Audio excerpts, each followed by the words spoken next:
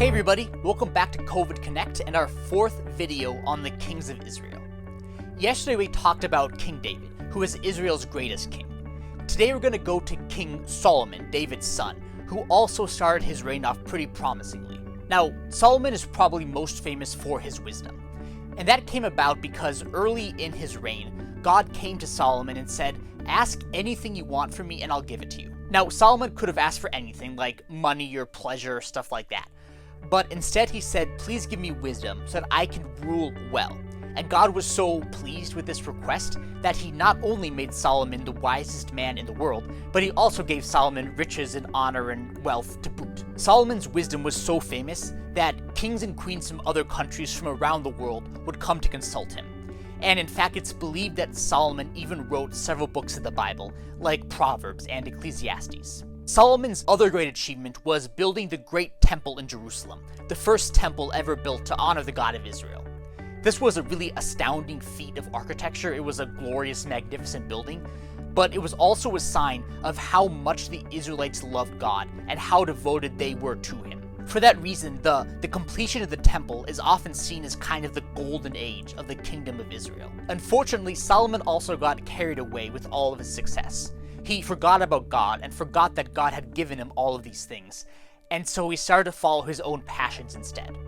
For example, Solomon had 700 wives as well as 300 extra concubines. And what's more, many of these wives and concubines came from foreign countries.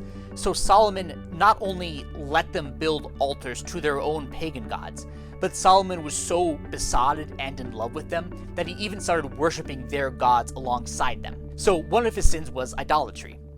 Solomon is also really greedy. He began to tax the Israelites really aggressively until he was taking in 666 talents of gold a year. Now, that's a number, 666, you've probably heard before, and you know what it means. Finally, even after the temple was complete, Solomon got kind of addicted to the glory that came with building huge, amazing buildings. So he started to enslave the Israelites to force them to support and help him with these huge building projects. And that's ironic because, as we all know, just a couple hundred years ago, Moses had led the Israelites out of Egypt because they were being enslaved to build huge building projects for their master. So Solomon was so sinful that he eventually became just like the Egyptian pharaohs the Israelites had escaped from. So Solomon's reign ultimately ended in a pretty bad place, and tomorrow we'll talk about the consequences of his sins. Solomon's story is a reminder that all of us, no matter how wise we think we are or holy we think we are, all of us can fall, and we always need to turn to God to be strengthened. But at the same time, the incredible splendor of the temple and the glories of this golden age and the wonders of Solomon's wisdom, all of those also show us how amazing it can be when we do accomplish God's will.